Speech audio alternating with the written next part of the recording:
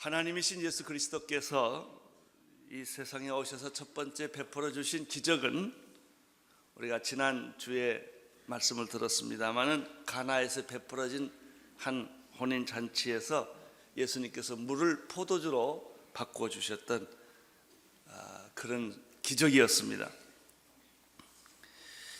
이 기적에서 우리는 몇 가지 사실을 지난주에 배웠습니다. 첫째는 예수님이 베푸신 기적은 어떤 기적도 인위적인 기적이 없다는 거죠. 기적을 베풀기 위해서 기적을 베푸시지 않습니다. 필요해서 기적을 베풀어 주십니다. 신앙생활도 마찬가지입니다. 우리가 이렇게 예수님 믿고 구원받고 교회 와서 봉사하고 기쁘게 사는 것은 인위적인 것이 아니에요. 좋아서 하는 거예요. 은혜 받아서 하는 것이고요. 우리가 봉사하는 것은 필요해서 하는 것뿐입니다. 누구한테 보여주기 위한 것이 아니었다는 것이죠. 그래서 예수님께서 베풀어 주신 기적의 첫 번째 장소는 예루살렘이 아니고 나사렛이 아니고 아주 이름 없는 작은 마을이었다는 것입니다. 여기서 우리는 예수님께서 참 자연스럽고 인간적이고 소박한 주님의 마음, 가식하지 않는, 쇼하지 않는 주님의 모습을 볼 수가 있습니다. 우리는 이 기적에서 또 하나 배우는 것이 있습니다. 그것은 예수님이 기적을 베푸시기 위해서는 언제나 지혜롭고 영적 센스를 가진 사람이 중간에 있었다는 것입니다. 기적은 예수님 베풀었죠. 사람이 기적을 베풀 수 없죠. 예수님께서 그 상황에서 기적을 베풀 수 있도록 누군가 그 문제를 발견을 하고 그 영적 센스와 지혜를 가지고 예수님에게 기적을 베푸시도록 만드는 사람이 필요하다는 겁니다. 나는 그런 사람이 다 여러분이 되시기를 바랍니다. 여러분의 가정에서도 오늘 우리 사회에서도 기적이 필요해요. 특별한 하나님의 도움이 필요하는데 그것은 바로 마리아와 같은, 또 여기서는 하인, 종이 나오는데 그런 사람과 같은 그런 영적 센스를 가진 그런 사람이 필요로 합니다. 그리고 우리가 이 기적에서 지난주에 배웠던 것은 기적을 베풀기 위해서는 관계와 때가 필요하다는 사실을 배웠습니다. 예수님께서 여자여 나와 무슨 상관이 있느냐라는 말을 하셨는데 그 굉장히 중요한 말입니다. 관계입니다. 관계가 형성되어야 기적이 일어납니다. 우리는 기적만 달라고 그러죠. 급하다고, 문제가 있다고. 하나님과의 관계를 가질 생각은 잘 하지를 않습니다. 관계가 정립되어야 기적이 일어납니다. 두 번째, 우리는 내 때에 모든 일을 만들어 달라고 말합니다. 때는 하나님의 때가 있다는 것입니다.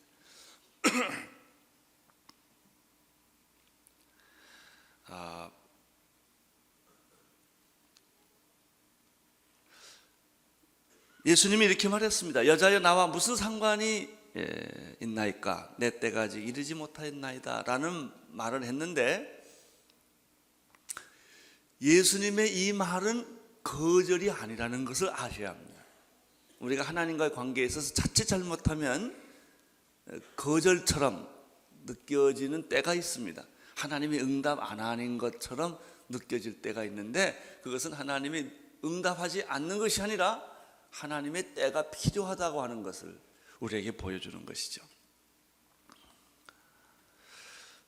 내 때가 아직 이르지 않았습니다. 여자와 나와 이 사건과 무슨 관계가 있습니까? 라고 예수님이 말씀하셨을 때 5절에서 마리아는 이렇게 대답을 했지요. 5절을 한번 보시겠습니다. 5절 시작.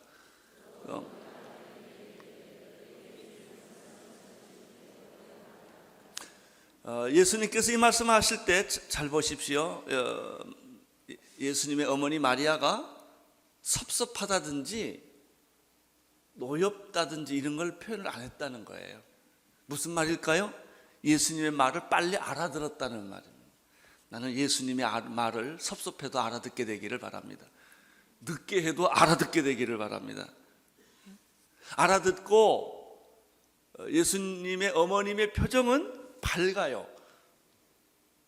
섭섭한 얘기를 들었는데 밝아요. 이것은 거절이 아니고 응답이다라는 것을 알았기 때문에. 나는 여러분의 얼굴이 밝아지기를 바랍니다. 아무 일이 일어나지 않아도 예수님의 마음을 잊게 되기를 바랍니다. 그래서 이 여자가, 예수님의 어머니가 예수님 말을 듣자 말자 예수님에게로 향하지 않고 종에게 얼굴을 바꿉니다. 섭섭한 얘기는 예수님께 듣고 밝은 얼굴을 종에게 대면서 주님께서 무슨 말을 하시든지 너는 그대로 하라, 이렇게 말을 합니다. 마리아는 예수님이 곧 기적을 베푸신다는 사실을 알았던 거죠. 나는 여러분들에게 이런 영적 센스가 있게 되기를 바랍니다. 밤이 깊어도 새벽이 온다는 사실을 믿으십시오. 밤이 깊다는 얘기는 새벽이 가깝다는 얘기요. 아무 소리가 안 들린다는 얘기는 이제 얘기가 들리기 시작한다는 얘기라는 것입니다.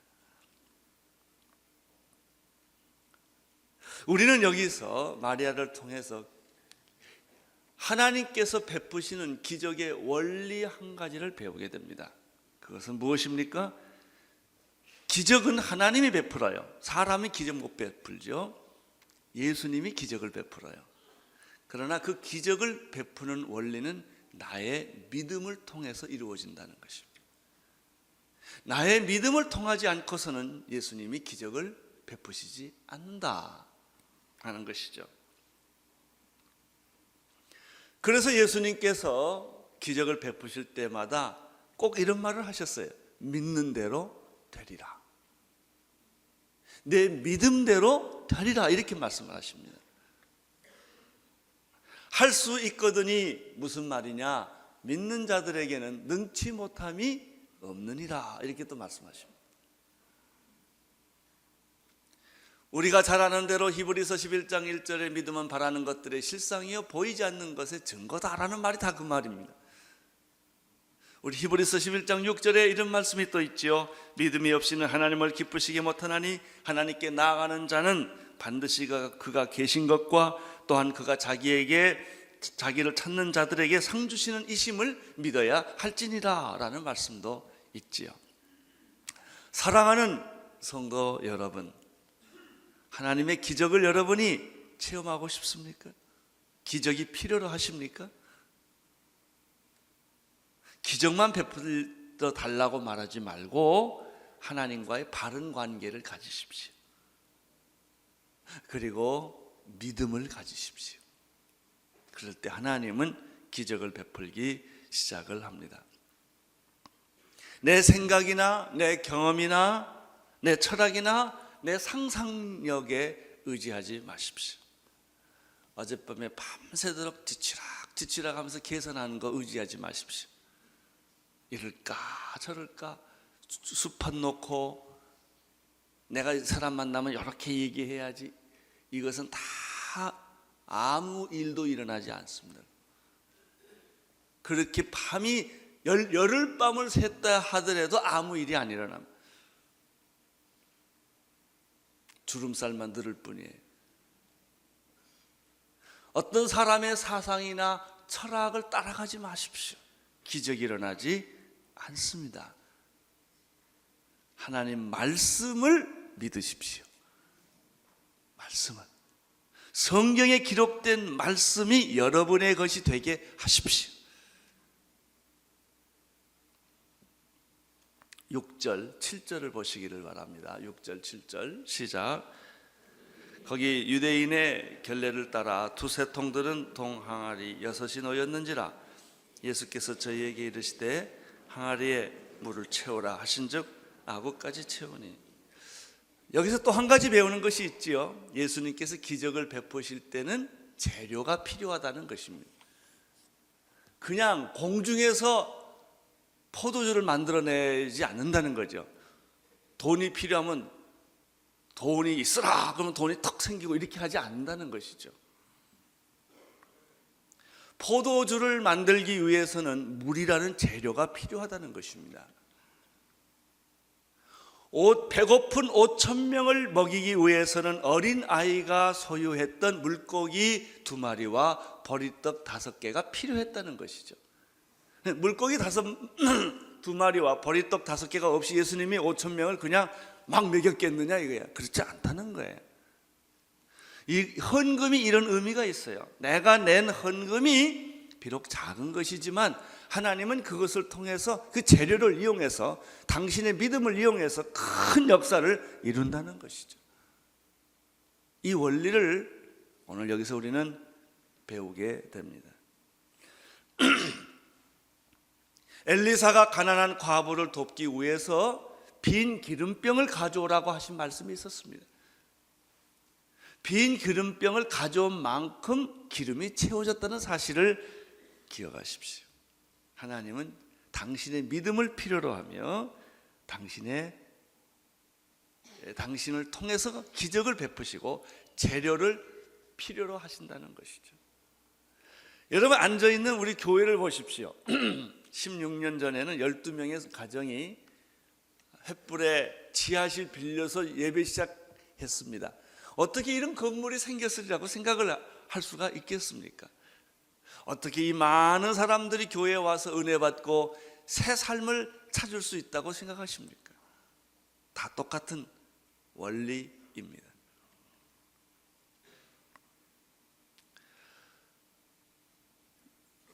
예수님께서 이런 재료를 통하여 일을 하시는데 여기 오늘 성경에 보면은 거기 유대인의 결례를 따라 2-3통 드는 동아리 6이 놓여 있는 것을 예수님이 발견하셨어요. 그걸 이렇게 보셨어요. 들에 핀 백화파를 보시고 설교의 자료를 쓰셨어요. 공중나는 새를 보고도 설교의 자료를 쓰셨어요. 2-3통 드는 물 항아리 6개 있는 것을 보시고 예수님은 이것을 사용하셔야 되겠다라고 생각하신 것입니다. 그리고 제자들에게 이렇게 말을 했습니다. 그 종들에게 항아리에 물을 채우라 이렇게 했습니다. 항아리에 물을 아구까지 채우라 이렇게 말하지 않고 예수님은 그냥 채우라 그랬습니다. 근데 종들은 아구까지 채웠어요. 참 아주 묘미가 있습니다. 이 말에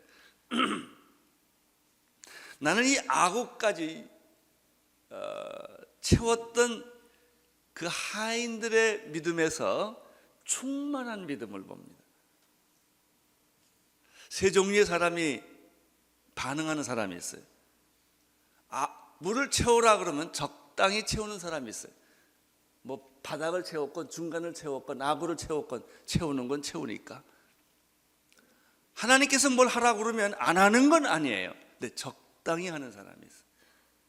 적당히 하는 사람에게는 적당한 기적밖에 없을 겁니다. 어떤 사람은 하는 척하다 안 하는 사람이 있어요. 겉보기에는 하는 것 같아요. 근데 실제는 안 하는 사람이 있어요.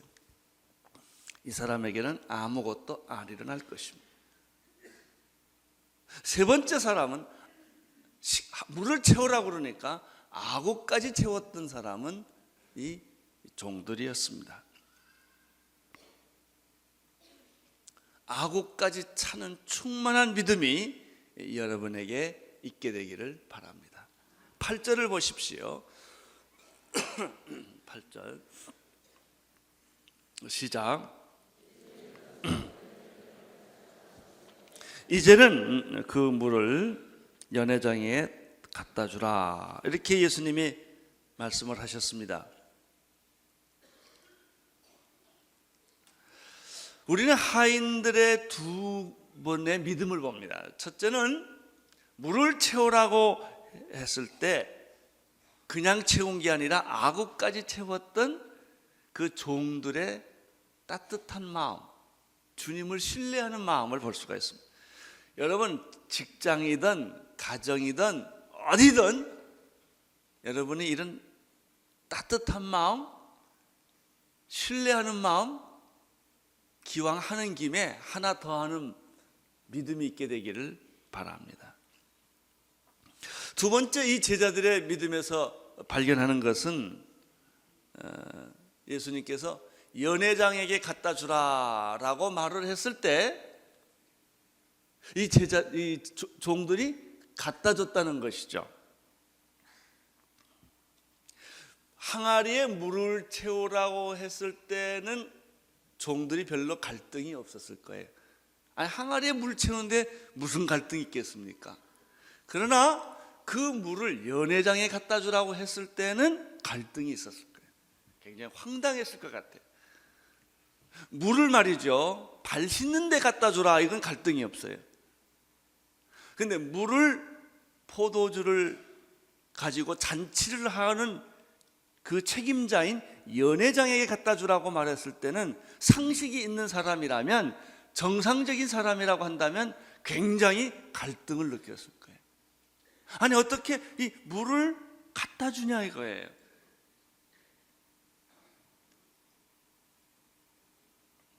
여기에 우리는 하인들의 순수한 믿음, 따뜻한 믿음으로 봅니다.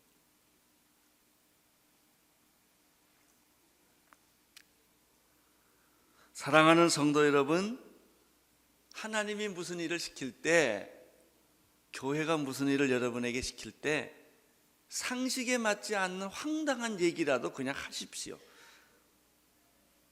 따지지 말고 그냥 하세요.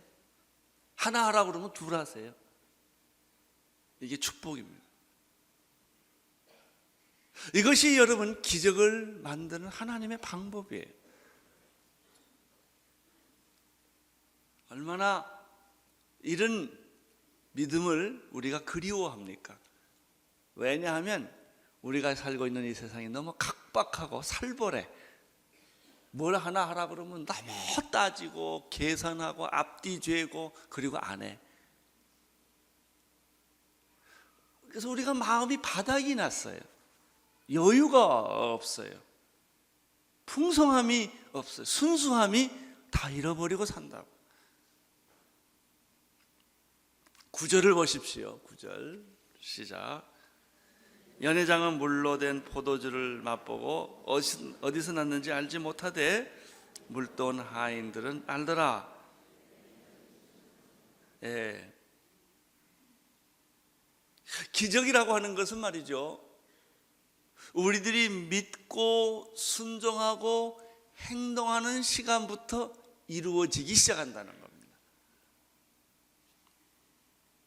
맹물을 떠서 연회장에다 갖다 준 순간까지도 그 맹물은 맹물이었다는 겁니다. 그러니까 다시 말하면 종들이 물을 떠서 맹물이죠.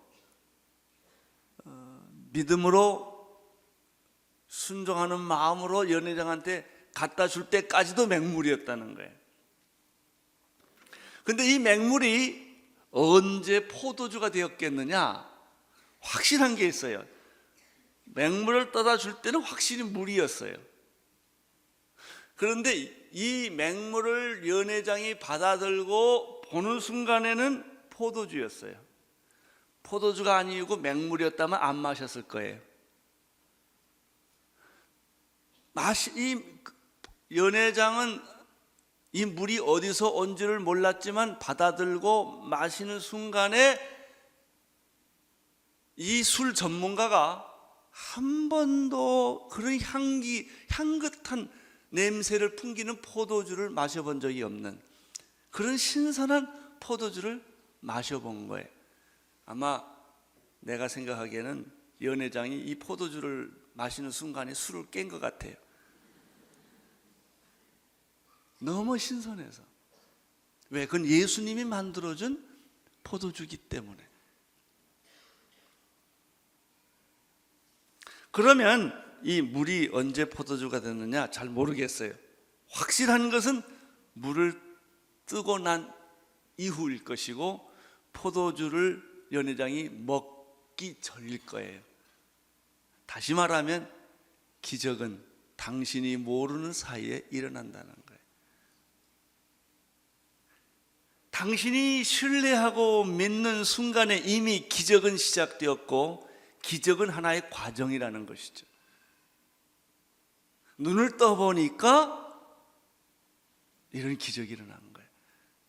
나는요, 내 죽는 날을 참 사모합니다. 내가 세상에서 죽고 눈을 뜬 순간에 천국일 거예요. 네? 얼마나 신기할까요? 그렇게 병으로 고생을 당하고 이거 아프고 저거 아프고 돈 때문에 고생하고 세상 일 때문에 고생하고 그렇게 고생하다가 어느 날 눈을 떠보니까 천국이에요. 그런 생각 해보셨어요?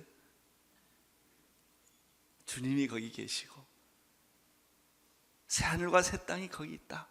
그런 생각을 해보세요.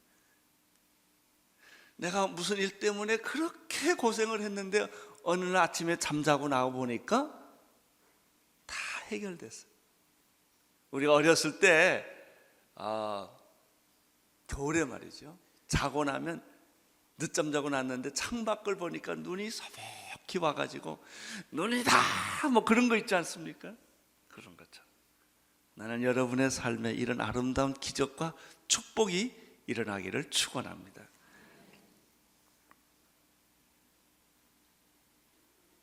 죽었다가 살아나고 병들었다가 건강해지고 절망했다가 다시 살아난, 패배했다 성공하는 이런 삶이 여기 있습니다. 여러분, 기적의 주인공이 여러분이라는 사실을 믿으십시오. 지금까지 실패 때문에 미래를 실패라고 규정하지 마십시오. 지금까지 나의 절망이라고 하는 쓰라린 경험 때문에 우리는 미래에 대한 눈을 뜨지를 못해요. 여러분, 미래의 문을 닫고 있는 것은 내 자신이에요. 하나님은 미래의 문을 열고 계세요. 그러나 우리는 우리 스스로의 불신앙 때문에, 과거의 쓰라린 상처 때문에 내 미래에 대해서 언제나 부정적이에요.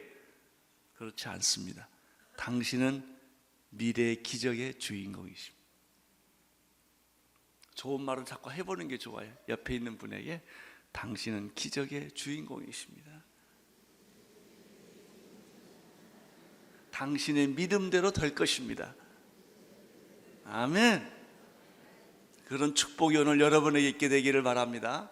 나이 든 거 걱정하지 마십시오. 직업 잃어버린 거 걱정하지 마십시오. 병든 거 걱정하지 마십시오. 기억력 감퇴한 것도 걱정하지 마세요. 난 이제 기억력이 없다. 걱정하지 마세요. 하나님은 여러분을 사용하십니다. 하나님은 여러분에게 기적을 베풀어 주십니다. 하나님은 여러분에게 미래를 열어 놓으신다는 사실을 우리는 이 예수님의 첫 번째 기적에서 배우게 되는 것이죠.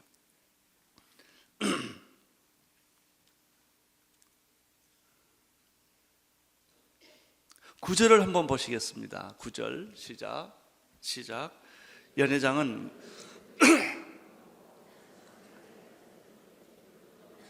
이 9절에서 두 가지 단어에 좀 눈을 집중해 보십시오. 물로 된 포도주라는 표현이 있어요. 확실히 이 포도주는 물인데 포도주였다라는 뜻입니다. 그 밑에 보면은 물도 온 하인이라는 단어가 있어요. 연회장은 물로 된 포도주를 맛보고도 어디서 났는지 모르지만 물도 온 하인은 알더라, 이렇게 되어 있습니다.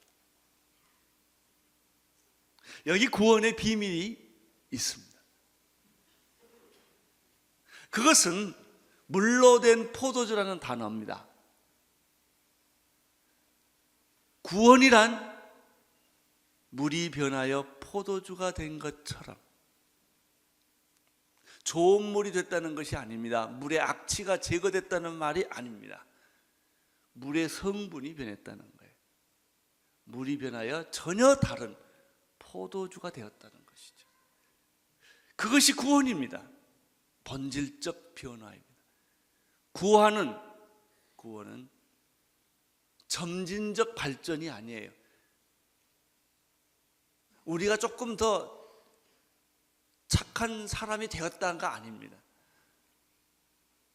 우리가 조금 더 양심이 밝아졌다라는 뜻이 아닙니다. 구원은 죄인이 의인이 되었다라는 뜻입니다. 본질적으로 우리가 변한 것이 구원입니다.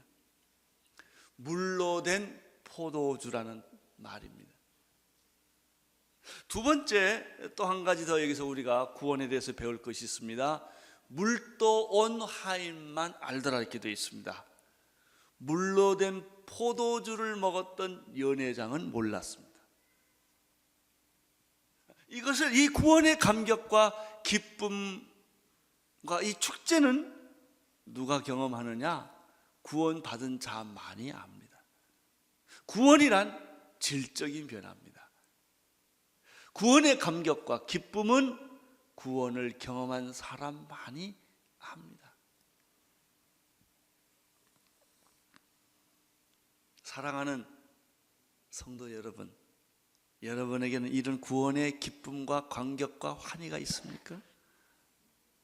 물도 온 하인들만이 아는, 연회장은 포도주 맛보고 좋아하는 사람이고요, 하인은 물이 포도주가 된 이 기적을 보고 기뻐하는 사람이에요. 기쁨의 차이가 다릅니다. 향긋한 포도주에 취한 사람하고 물이 포도주가 된 기적을 경험한 사람하고는 다르다니까요. 사랑하는 성도 여러분, 이 아침에 나는 여러분들이 물이 포도주가 되는 그런 기적을 베푸시는 예수님을 만나게 되기를 바라고, 그 창조의 하나님, 새로운 것을 만드신 하나님의 그 능력을 여러분이 목격하는 이 아침이 되기를 축원합니다. 포도주의 맛을 보는 사람은 아무 일도 별로 못해요, 잘. 그러나 물이 변하여 포도주가 되었다는 이 엄청난 하나님의 기적을 경험한 사람은 세상에 나가서 무슨 일도 해냅니다. 이런 의미에서 구원은 감격이요, 기쁨이요, 환희라고 하는 것이죠. 10절을 보십시오. 10절 시작.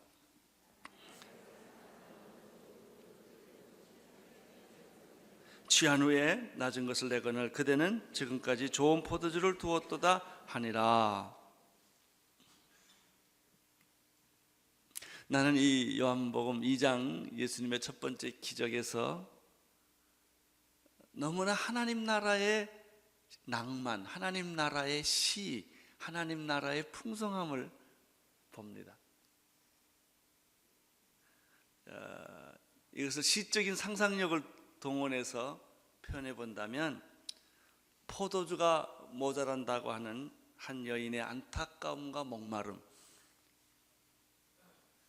또 관계와 시간의 함축적인 의미, 믿음과 순종의 비밀, 물이 변하여 포도주가 되는 기적과 축복들, 물로 된 포도주를 맛본 연회장의 감동, 그리고 마지막으로 물도 온 하인들만이 아는 기쁨, 숨겨진 기쁨. 하인들은 싹 하고 웃었을 거예요. 네? 웃는 것도 비웃는 웃음이 있어요. 그리고요, 물도 온 하인만이 아는 미소가 있습니다. 연회장은 감동을 했어요. 비밀을 몰라요. 이 사람은 비밀을 알아요. 여러분은 비밀을 알지요. 세상이 고통스러워도 우리가 웃는 비밀, 모든 사람은 다 포기해도 포기하지 않는 비밀, 모든 사람은 다 좌절해도 좌절하지 않는 비밀들이죠. 여기 총장님이 계시는데, 우리 한동대학 가시기 전에 우리 총장님하고 했던 대화 한마디가 생각이 납니다. 총장님은 무슨 성경 구절을 좋아하세요? 그랬더니 바로 이 말씀을 저한테 얘기하더라고요. 저는 요한복음 2장에 나오는 물도온 하인들만이 알더라라는 말이 제일 좋습니다. 그래. 나는 그 마음을 가지고 한동대학을 갑니다. 그러시더라고요. 그래요. 오늘 나는 여러분 안에 이 구원의 비밀이 회복되기를 축원합니다. 11절을 보십시오. 시작. 예수께서 이 처음 표적을 갈릴리 가나에서 행하여 그 영광을 나타나심에 제자들이 그를 믿으리라. 11절에 보면은 기적의 세 가지 결과를 여기서 예측할 수가 있습니다. 첫째는 이 표적을 갈릴리 가나에서 행했기 때문에 신랑과 그 연애에 참여한 모든 사람이 기쁨, 충만함이 있었다는 것입니다. 두 번째는 예수님께서 자기의 영광을 이 기적을 통해서 나타났다고 하는 것이죠. 세 번째는 이 결과 제자들에게 믿음을 주게 되었다. 사랑하는 성도 여러분, 그리스도인의 삶이란 물이 포도주가 되는 것을 경험하는 삶입니다. 그리스도인의 삶이란 물도온 하인들만이 아는 기쁨으로 충만한 삶을 사는 것입니다. 여러분, 오늘 모든 불가능, 좌절, 절망, 상처 다 덮어두십시오. 너무 그것들을 묵상을 많이 하지 않게 되기를 바랍니다. 어떤 사람은 절망을 너무 묵상을 많이 해. 밤새도록. 절망을 묵상을 많이 하면 비참해집니다. 자살할 것밖에 없어요, 방법이. 그 똑똑하고 좋은 두뇌를 가지고 부정적인 것만 열심히 계산하는 사람들이 있어요. 그러지 마세요. 다 덮어두세요. 하나님은 여러분에게 희망을 주셨습니다. 기적을 예비해 주셨습니다. 무한한 가능성을 예비해 두셨다는 사실을 기억하십시오. 그리고 물을 포도주로 만들어 주셨습니다. 그런 일들이 여러분의 삶을 통하여 계속 일어나게 될 것입니다. 기도하겠습니다. 하나님 아버지, 물이 변하여 포도주가 되었던 것처럼 우리의 모든 절망과 좌절과 죽음과 고통이 변하여 희망으로, 축복으로, 포도주로 변하는 그 은총을 이 아침 시간에 우리 모두가 경험하게 하여 주옵소서. 예수님 이름으로 기도드립니다.